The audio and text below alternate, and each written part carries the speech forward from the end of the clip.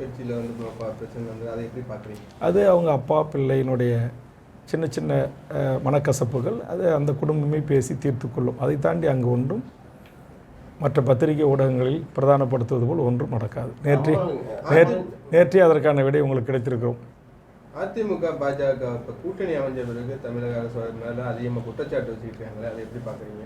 அது உங்களுக்கு தெரியுமே, நம்ம தமிழ்நாட்டுடைய கலாச்சாரமே அதானே. திமுக அதிமுக மீது குற்றச்சாட்டு சொல்லும், அதிமுக திமுகவின் மீது குற்றச்சாட்டு சொல்லும். சார், இப்போ தாவேகா நடிகர் விஜய் வந்து தாவேகா அந்த கட்சி ஆரம்பிச்சிருக்காரு. அவர் கட்சி ஆரம்பிச்சதுனால யாருக்கு அந்த பலவீனம் அதிகமாக நினைக்கிறீங்க? அது தேர்தல். அவர் இது வரைக்கும் அவருடைய பலம் என்ன பலவீனம் என்ன என்பதை உங்களை போன்ற பத்திரிகை ஊடக நண்பர்களோ, எங்களை போன்ற அரசியல் கட்சிகளோ, பொதுமக்களோ, அரசியல் விமர்சகர்களோ, அரசியலை உற்று நோக்கக்கூடியவர்களோ தெரிந்து கொள்வதற்கான வாய்ப்புகள் இல்லை. உதாரணத்துக்கு உங்களை ஒரு ஈழத்தமிழன், ஒரு ஈழத்தமிழ் தாயின் வயிற்றில் பிறந்தவன், தற்போது ஒரு மலையாள தந்தையை கொண்டு இன்று கேரளா மாநிலத்திலே ஒரு இளைஞன் ஒரு பாட்டு தான் பாடுகிறான், வேறு ஒன்றும் செய்யலை. லட்சக்கணக்கான மக்கள் திரள்கிறார்கள். அதுபோன்று விஜய் என்பவர் இங்கே ஒரு மிகச்சிறந்த நடிகர், ஒரு கதாநாயகர். ஆனால் லட்சக்கணக்கான மக்கள் திரள்கிறார்கள், அது உண்மை. ஆனால் அது அத்தனையும் வாக்காக மாறுமா? நாளைக்கு ஈழ மண்ணில் இந்த நாட்டின் முதலமைச்சர் நான் என்று வேடன் தேர்தல் களத்தில் நின்றால், அந்த வேடனை இப்படி கொண்டாடுகிற இளம் பெண்கள் கட்டிப்பிடித்து முத்தம் கொடுக்கிற, அவ்வளோ ஒரு ஈர்ப்போடு இருக்கிற, அது போன்ற ஒரு அன்பின்பால் அவருடைய திறமையின் மீது நம்பிக்கை வைத்து போற்றுகிற பாராட்டுகிற ஒரு கூட்டம் இந்த நாட்டை ஆள்வதற்கான வாய்ப்பை அவர்களுக்கு தருவார்களா என்பது எப்படி ஒரு கேள்விக்குறியோ அதுபோல் தான் இங்கு நடிகர் விஜய். அவர் அரசியல் கட்சிக்கு வரவில்லை, இவர் அரசியல் கட்சிக்கு வருகிறார். இன்றைக்கி நயன்தாராவோ இல்லை எந்த ஒரு நடிகர்களோ ஒரு கடை திறக்க வந்தால் சேலத்தெல்லாம் உங்களுக்கு தெரியும், லட்சக்கணக்கான பேர் திரண்டு காவல்துறை லட்டி சார்ஜ் பண்ணியிருக்காங்க. அந்த மாதிரி விஜயை இது அவளுடன் அவருடைய நடிப்பு திறமையை, அவருடைய டான்ஸை, அவருடைய உதட்டு அசைவை, அல்லது டூப்பு போட்டு நடிக்கிற அந்த சண்டை பயிற்சியாளர் படுகின்ற துன்பங்களை தனதாக்கி ஒரு ஹீரோயிசமாக திகழ்கிறார்களே, அதற்காக கூடுகிற ஒரு கூட்டமாக, அல்லது அவரை முதலமைச்சராக ஆக்குவதற்காக கூடுகிற கூட்டமாக என்பதை வருகின்ற சட்டமன்ற தேர்தலில் அவர் தனித்து போட்டியிட்டு அவர் எவ்வளவு இடங்களில் வெற்றி பெறுகிறார், அது எத்தனை சதவீத வாக்குகளை வாங்குகிறார் என்பதை நாம் அனைவருமே ஒரு முறை பார்த்தால்தான் அவருக்கான பலம் பலவீனத்தை குறித்து நாம் பேச முடியும். இப்போதுக்கு ஒரு தமிழன், ஒரு நடிகன் திரைத்துறையிலிருந்து அரசியல் துறைக்கு வருகிறார், நான் வரவேற்கிறேன். அவ்வளோதான். அம்மாவின் தொண்டர்கள் ஒரு அணியில் இணைந்திருக்கிறார்கள், இந்த ஆளுங்கட்சி விருதுனா எங்க அணிக்கலாக வாங்க அப்படின்ற மாதிரி டிடி தினகரன் பேசியிருக்காரு. அப்படி பார்க்குறீங்க? அது அந்த பிரிந்து போன அதிமுகவை ஒன்றிணைப்பதற்கான ஒரு முயற்சி. வர சட்டமன்ற தேர்தலில் திமுக கூட்டணி தொடருமா?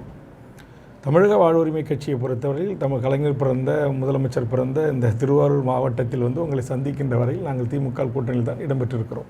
இல்லை, வர 2026 சட்டமன்ற தேர்தலில் அதாங்க ஏற்கனவே 3 தேர்தலில் இடம்பெற்று வெற்றி பெற்றிருக்கிறோம். அப்புறம் இப்போயும் அவங்களோட தான் இருக்கிறது இல்லைன்னு கேள்வி. கடந்த சில நாட்களாகவே திமுக அது என்னுடைய உரிமை.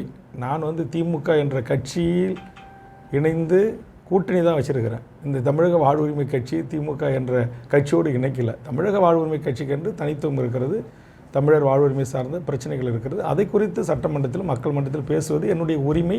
அந்த உரிமையை ஒரு காலத்திலும் திமுகவின் தலைவர் தடை செய்ததில்லை, தடை போட்டதும் இல்லை. திமுகவின் தேர்தல் வாக்குறுதிகள் 100% நிறைவேற்றதா சொல்லியிருக்காங்க. நீங்கள் எப்படி பார்க்குறீங்க? 70% நிறைவேற்றுவதாக தான் சொல்லியிருக்காங்க, 100% நிறைவேற்றதாக. ஒவ்வொரு இடத்துல சொல்கிறாங்க 70 சொல்கிறாங்க, 90%. திமுகவின் தலைவர் தமிழ்நாட்டுடைய முதலமைச்சர் எனக்கு தெரிந்து 70% நிறைவேற்றி இருக்கிறோம் என்கிறார். அது வந்து கிட்டத்தட்ட உண்மை. மீதி 30% என்பது நிறைவேற்றப்படவில்லை. மைசூர் பாக்குன்ற பேரில் பாக்கு வரதுனால மாற்றிருக்கிறத ஒரு சர்ச்சை. அந்த மைசூர் பாக்கையும் மாற்றுவாங்க. தமிழ்நாடு என்பதை அவர்கள் தமிழகன்னு மாற்ற முயற்சி பண்ண ஆளுநர் மூலமாக எல்லா வேலைகளையும் அவர்கள் செய்வார்கள். அவர்கள் அதற்காகவே பிறந்தவர்கள், அதற்காகவே அந்த சித்தாந்தத்தோடவே தான் அவர்கள் பயணிக்கிறார்கள். அந்த சித்தாந்தம் தமிழர் நிலத்தில் வெற்றி பெற விடாமல் தடுப்பதற்காகத்தான் நாங்கள் சகோதரர் கேட்ட திமுகவோடு எங்களுக்கு 1000 முரண்பாடுகள் இருக்கலாம், கருத்து வேறுபாடுகளாம், கருத்து மாச்சரியங்கள் இருக்கலாம். ஒரு மனிதர்களோ விரோத செயல்பாடுகளை செய்து கொண்டிருக்கிற பாரதிய ஜனதா தமிழ்நாட்டின் அரசியல் அதிகாரத்தில் வந்துவிடக்கூடாது. அதனால் திராவிட இயக்கங்கள் மீது அல்லது திராவிட முன்னேற்ற கழகத்தின் மீது, அனைத்து இந்திய அண்ணா திராவிட முன்னேற்ற கழகத்தின் மீது எங்களுக்கு 1000 மாறுபட்ட கருத்துக்கள் இருக்கலாம், கருத்து மாச்சரியங்கள் இருக்கலாம். ஆனால் நாங்கள் திமுக தலைமையிலான ஒரு மதச்சார்பற்ற அணியில் தொடர்வதற்கு கம்யூனிஸ்டுகளோ நானோ விடுதலை சிறுத்தைகளோ இன்னும் பிற கட்சிகளோ அதில் இருப்பதற்கு பிரதான காரணம் பாரதிய ஜனதா என்கிற இந்த அரசியல் பேர் இயக்கம் என்பது. அதை இயக்குகின்றவர்கள் ஒரு மதத்தின் பெயரால் மக்களை பிளவுபடுத்துகிற RSS, இந்து போன்ற இந்து ராஷ்டிரம் அமைக்க வேண்டும் என்று பகிரங்கமாக பேசுகின்றவர்கள்.